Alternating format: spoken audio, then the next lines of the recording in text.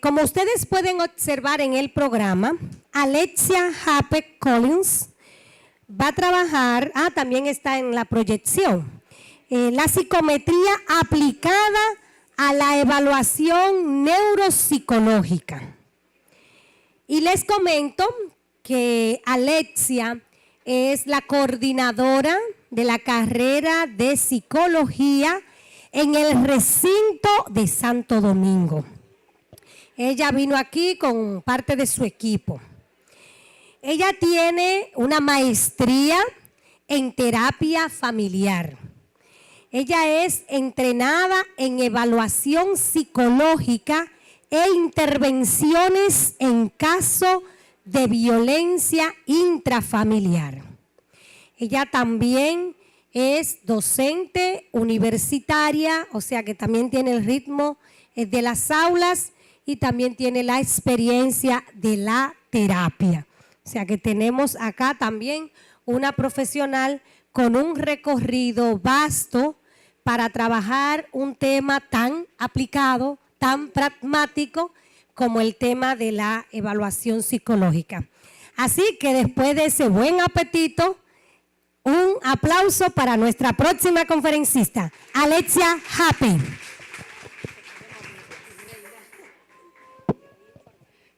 ¿Cómo está ese sueño?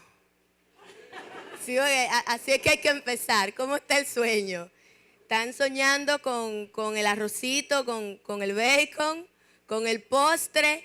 ¿En qué están las neuronas de ustedes ahora mismo? ¿Están alimentadas? Ok. Echándose fresco también. Lo que pasa es que esa brisita cuando den los ojos, entonces uno como que se adormece un chin más. Bien, pero vamos a continuar en el marco de este seminario hablando de una parte de la psicología que es bastante aplicada. Y voy a empezar con una pequeña analogía, hacer como un pequeñito contrabando de otra área de la salud, de salud mental. Vamos a imaginarnos que vamos a una visita, a una consulta médica, cual que sea, endocrinólogo, cardiólogo, neurólogo, cual que sea. Él las recibe. ¿Qué hace el médico, el experto en salud en ese momento? Hace una investigación, motivo de consulta, hace unas exploraciones básicas, fundamentales, levanta un historial de su salud actual y de su historia de salud, así como la historia de salud de su familia. Pero eso no es lo único que hace para establecer diagnósticos o para tener un juicio clínico de su estado, sino que le hace unas indicaciones de unos análisis, ¿verdad? Le hace las analíticas. Y ustedes van a un lugar, porque no es el doctor que le hace las analíticas, ustedes van a un lugar, a un laboratorio, y hay una bioanalista, saca sangre, toma muestra de orina, toma la información, vamos a decir, orgánica. Esa persona se encarga de analizar eso y les da un resultado de qué encontró en la orina, qué encontró en la sangre. Más o menos ese es el proceso, ¿verdad? Ella no necesariamente, o él, no le dice qué tiene, sino que les dice cómo está compuesta esa evidencia que ella tomó. Bien, la bioanalista o el bioanalista. Digamos que yo soy una bioanalista de la psicología. César recibe un paciente, hace sus exploraciones, sus entrevistas y determina que hay que aplicarle un grupo de herramientas que van a guiar el proceso diagnóstico. Entonces, él me lo mandaría a mí, que soy la que me voy a encargar de aplicar la herramienta porque conozco la técnica, utilizando los parámetros de la estandarización. Me voy a encargar de recopilar los resultados, de plasmarlo y de integrarlos. Pero yo se lo devuelvo bien al cliente, que se lo pasa ¿a quién? Y entonces él hace los diagnósticos y hace los análisis posteriores. Yo no soy neuropsicóloga. Yo soy psicóloga que me he entrenado, he hecho capacitaciones en esta área específica que es la evaluación psicológica. Bien, lo que hace que como tengo que aplicar un grupo de instrumentos para responder dudas, para contrastar hipótesis, tenga que manejar varias técnicas y tener un conocimiento básico de estos temas para poder mezclar bien los resultados. Entonces, lo que vamos a hablar ahora es de cómo podemos aplicar estos instrumentos de evaluación y técnicas de recopilación de información a una evaluación en el proceso escolar o en el proceso de neuropsicología. De eso es lo que vamos a conversar. Entonces, vamos a empezar revisando un poquito cuáles son los propósitos de una evaluación y lo vamos a llevar a la parte neuropsicológica. La intención principal es de crear un perfil de las capacidades, de las destrezas, pero también de las capacidades cognitivas que el sujeto tiene afectado. Entonces se hace un mapeo de cómo están las funciones ejecutivas y ya 3 las mencionamos en la conferencia inicial. Cómo está la memoria operativa, ¿recuerdan? ¿Cuál otra fue que dijo? Dijo otra. También mencionó la inhibición. ¿Qué más? Falta una. Vamos a ver. Memoria a largo plazo, memoria inhibición. ¿Qué más? ¿Qué más? Ok, sí, habló de la memoria sensorial, pero la doctora mencionó 3. No tengo nada que rifarle ni darle, porque ahí se motivan, porque hablamos de la motivación, ¿verdad? Que tenía que haber una motivación. Ya, exacto, el culpable es César. Bien. Entonces, esas funciones ejecutivas tienen que ser evaluadas para poder obtener el perfil de la persona que se está investigando en ese momento, que es sujeto de exploración. No nos basta con una puntuación, no nos basta con un número de CI, que es una cifra sólida. Necesitamos ver el funcionamiento general, el funcionamiento cognitivo general del sujeto, con el propósito de explorar, de revisar si se establece un diagnóstico y todo esto pensado para la intervención. Ojo con esto, que ese es el tema que a veces entra en el tema de la evaluación, que entonces tengo unos resultados que me dicen tal cosa y ajá. ¿Y luego qué sigue? Ok, sabemos que tiene esto y esto y esto. Y que el niño se movía, ¿verdad? Usando las palabras de mamá, que el niño se movía mucho, eso ella lo sabía. Que casi no atiende, eso la maestra lo sabía. Eso no es algo nuevo en el sistema. Ahora, el origen lo vamos a investigar. Las posibles causas, las consecuencias, el estado actual, pero pensando ¿en qué? En hacer una intervención. En mejorar o aumentar la capacidad adaptativa del sujeto. Sí, tengo una conclusión. Ajá, ¿y qué tú me recomiendas después? ¿Qué voy a hacer con esto? Entonces, una evaluación psicológica está compuesta por un conjunto de pasos que no se queda solamente en administrar la técnica, en aplicar la prueba psicológica. Entonces, vamos a revisar esos pasos.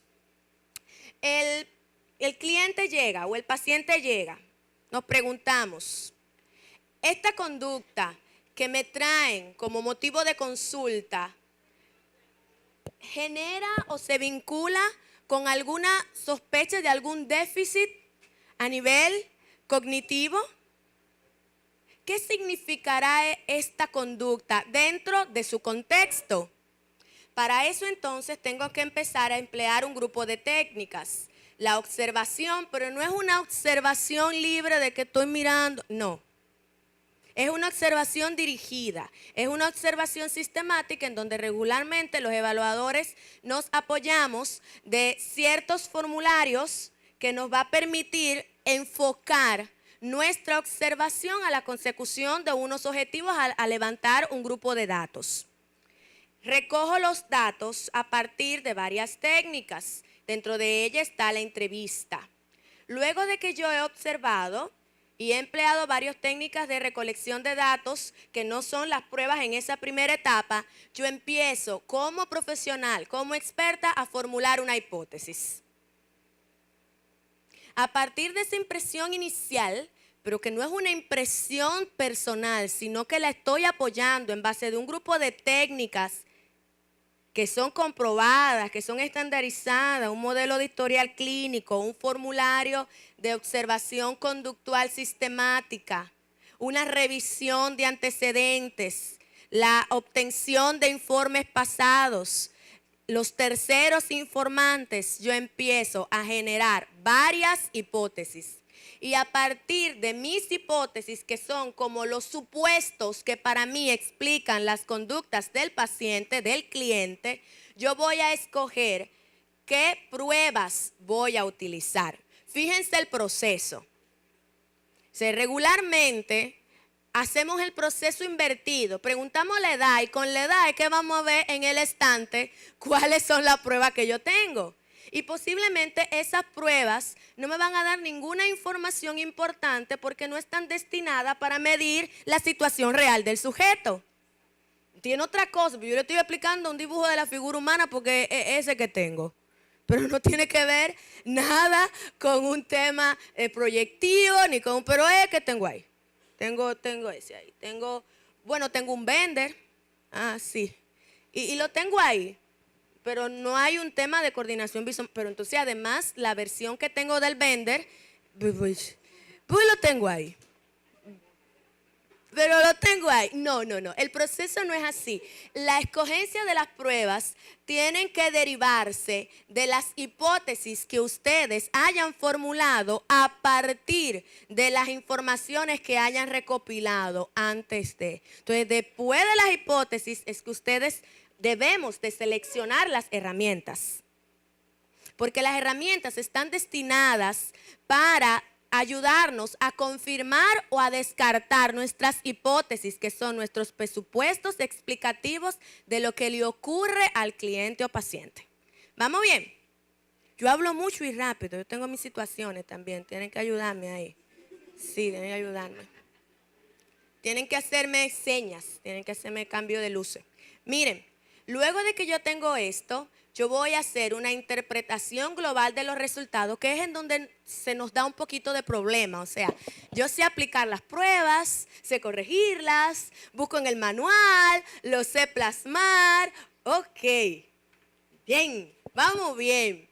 Sí, tengo el historial clínico, voy a copiar la pregunta, nació esto, deseado, no de eso. ¿Y con qué se come eso? Bien, se supone que en un informe la interpretación global de los resultados se redacta en la parte de las conclusiones, que es una de las partes que más difícil se nos hace de redactar. Conclusión y recomendación son una de las más difíciles, porque no solamente va a depender de la pericia que usted tenga con el instrumento, sino con el conocimiento de lo que esa técnica está midiendo. Usted, ok, vamos a aplicar, por mencionar una prueba del ámbito neuropsicológico, vamos a aplicar una figura compleja de Rey. Sí, sé la técnica, sé cómo hacerlo, pero no tengo información, no tengo mucha información de lo que mide la prueba y tampoco tengo información del desarrollo, de psicología del desarrollo. Entonces tampoco sé cómo aplicar esos resultados a el estadio de vida del sujeto que estoy evaluando. Entonces, no basta con que sepamos nosotros todos aplicar la técnica. Necesitamos conocer lo que mide la técnica. Necesitamos conocer el constructo y la definición operacional que el autor del test le da al constructo. Porque yo puedo tener varias pruebas que midan, por ejemplo, la función ejecutiva de planificación. Pero cada autor le da una definición operacional diferente. Y eso va a incidir en la interpretación que yo haga de los resultados. Inclusive, en una prueba, por ejemplo, dos pruebas que midan lo mismo, por decir algún nombre, por ejemplo, un Frosty un vender y un vento, que más o menos son la misma línea, pero las tres yo voy a encontrar diferencias en la definición que le da el autor a lo mismo que se está midiendo. Entonces, este tema de la interpretación global de los resultados va a depender del conocimiento, del bagaje de la persona que esté aplicando la técnica. De que usted no solamente esté entrenada en la técnica, sino en la interpretación, el conocimiento que tengan. Y es por eso que en muchas ocasiones yo tengo, como no soy neuropsicóloga, tengo que llamar a alguno de mis colegas neuropsicólogos, mira, tengo tal cosa y tal cosa y tal cosa. Ayúdame a entender eso porque tengo que plasmarlo en un informe, pero no lo entiendo. Yo sé que esto significa tanto, que el percentil 49 significa que su puntaje supera el 48% de la población. Ajá, sí. Sí, y ahí me quedé. Sí, necesito a alguien que me ayude a conectarlo. Entonces, confronto mis hipótesis. Recuerden que yo hice un grupo de hipótesis. Ahora yo voy a saber cuál sí, cuál no, cuál sí, cuál no. Y a partir de mi selección, entonces voy a describir algo muy importante que, como toda ciencia, la psicología también quiere hacer, que es predecir.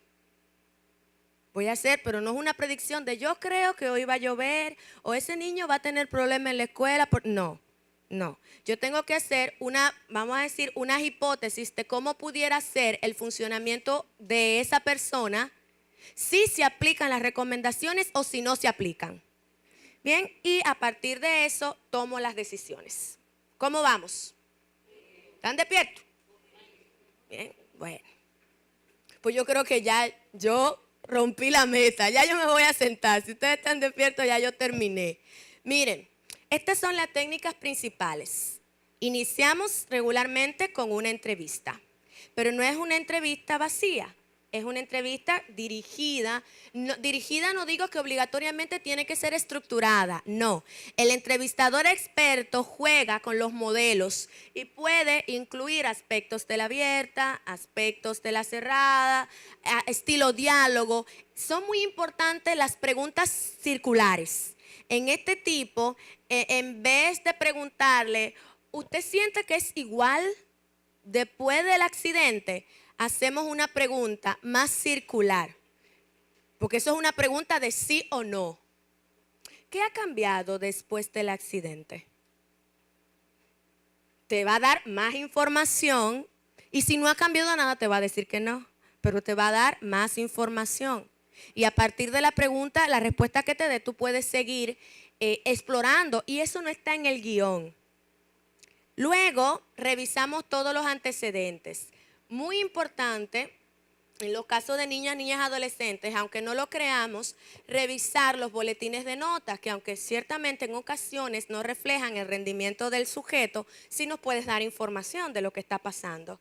Importante revisar todo historial antecedente y recoger siempre información de otros análisis que tienen que ver con los sentidos, porque sabemos que los niños y niñas, los déficits auditivos, los déficits visuales pueden confundirse mucho y crear un grupo de comportamientos en el niño que luego lo andamos etiquetando como otra cosa. Entonces, descartar eso.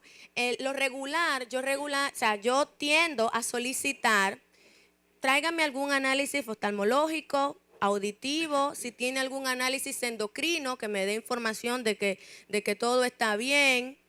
Si tiene algún análisis neurológico, pero no tengo la costumbre de hacer referimientos neurológicos porque ese no es mi área. Esa no es mi área. Yo como psicóloga no los voy a mandar. Vaya al neurólogo.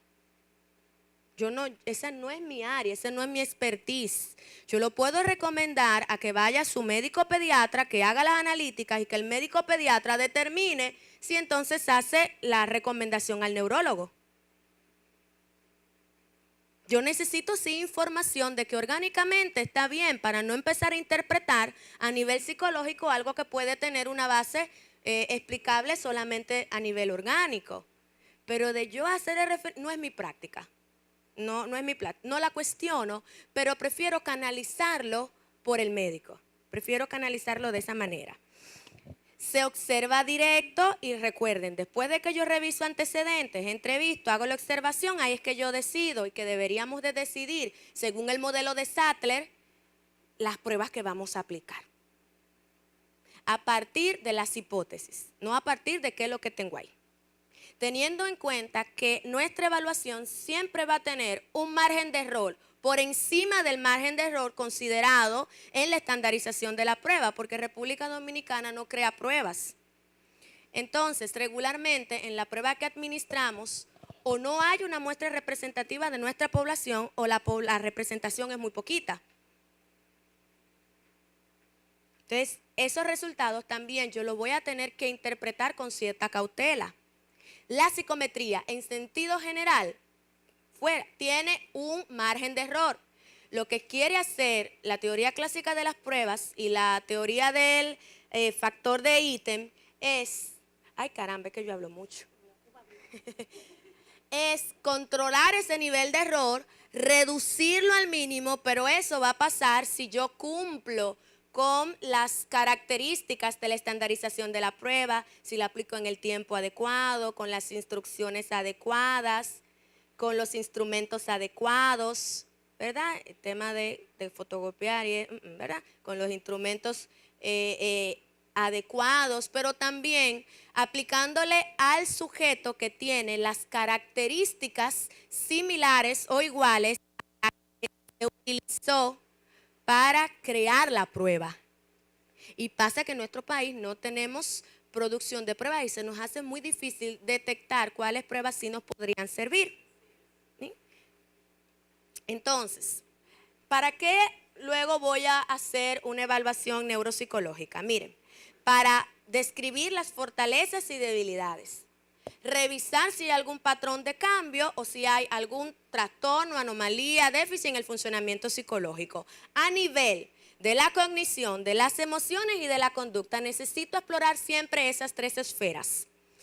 Para hacer esto, primero yo tengo que buscar la manera de sacar una línea base, es decir, conocer cómo era ese sujeto antes de la llegada al consultorio. Tener esa información básica de cómo está. Luego, necesito, si se detecta algo, bien, pero claro, aquí cuando estamos hablando de una evaluación neuropsicológica, tenemos que pensar en la multidisciplinaridad. No soy solamente yo, es que se va a involucrar a un neurólogo, se va a involucrar otros especialistas, se va a involucrar una educadora, un educador para recoger todas las informaciones de todas las áreas. Entonces luego vamos a ver, ok, encontramos algo. Eso que tengo, ¿se está relacionando con un funcionamiento anómalo? Bien, ¿qué tanto es anómalo? Y en neuropsicología, en el tema de las teorías localizacionistas, se quisiera verificar si esto corresponde a alguna afección específica de una área en el cerebro. Esto es lo que quisiera verificar. Luego, es importante verificar si esto que estoy observando no se está relacionando con otra cosa. Y necesito descartar si esto que yo le puedo llamar un funcionamiento anómalo no se va a vincular, ¿verdad? De manera anómalo desde la visión neuropsicológica. Si no se vincula a un factor psiquiátrico, si no se vincula a un factor motivacional, si no es una característica propia de la etapa del desarrollo que está, si no responde a una pauta cultural o si responde a una característica neuropsicológica específica de esa persona, una característica muy propia, muy puntual. ¿Bien? Necesito verificar, porque recuerden que necesito hacer un pronóstico, dar una información de lo que podría suceder con esta persona. ¿Cuál es su posibilidad de lograr cambios a largo y a corto tiempo? Bien. Necesito verificar si en el paso del tiempo ha habido alguna mejora o algún descenso del desempeño del sujeto para verificar si los métodos, recuerden que tenemos que pensar en una acción terapéutica, si los métodos que se tienen en ese momento el equipo terapéutico van a poder ser efectivos para las situaciones del sujeto. Si vamos a necesitar articular una red económica o plan social que se vincule con la mejoría de las personas. Pensando principalmente en las personas que trabajan en sectores públicos, que parte de las intervenciones van a estar determinadas en ocasiones si la familia tiene la posibilidad de asumir económicamente los costos de los servicios. Quiero verificar cuáles van a ser los lineamientos luego de la rehabilitación. Ahí entra la terapia ocupacional, de verificar si hay alguna necesidad de vincular algún oficio con la mejoría, vinculando la vocacional y lo educacional. Y evidentemente esa persona que yo le estoy aplicando ciertas técnicas no está solo en el mundo, está dentro de un sistema familiar con una cosmovisión, con un sistema de creencia que les permite interpretar de ciertas maneras a lo que yo le estoy poniendo un nombre científico. O sea, yo tengo un idioma en ocasiones muy diferente a la familia. Entonces, me va a tocar, dentro de la evaluación, tener información de si se necesita alguna psicoeducación personal, que el sujeto aprenda de su situación, su condición, su estilo cognitivo, cómo funciona ejecutivamente, cómo procesa la información, cómo opera, pero también brindarles informaciones a la familia. Por último, necesito verificar esta parte. Se le va a dar una descarga, es decir, vamos a ver si ya tengo el plan de intervención, todos los demás. Necesito revisar si luego de que la persona termina, pues regularmente hacemos reevaluación, luego de que la persona cumple con su proceso terapéutico, volvemos a reevaluar para hacer una comparación entre los primeros resultados y los segundos resultados, si luego de culminar la fase de la terapia, si la persona va a cumplir con las recomendaciones, si necesitará supervisión para continuar su proceso de cambio, y algo muy importante que es si la persona va a continuar el proceso de medicamentos, que en ocasiones sabemos que las familias hacen mucha resistencia a la toma de medicamentos, cuando en muchas situaciones se necesita regular el sistema nervioso utilizando esa sustancia, porque la terapia duraría, para crear ese cambio estructural, va a durar mucho tiempo, entonces se necesitan los medicamentos. Más o menos es un esbozo rápido de lo que se supone hacemos al momento de evaluar, pero esto es el modelo tradicional de evaluación psicológica aplicado al área de la neuropsicología. Es decir, que esto que estamos viendo se hace en psicología escolar, se hace en psicología clínica, y los industriales que a veces consideran que no, también tienen que tratar estos procesos y abordar a los colaboradores también desde una óptica similar. De mi parte, muchísimas gracias.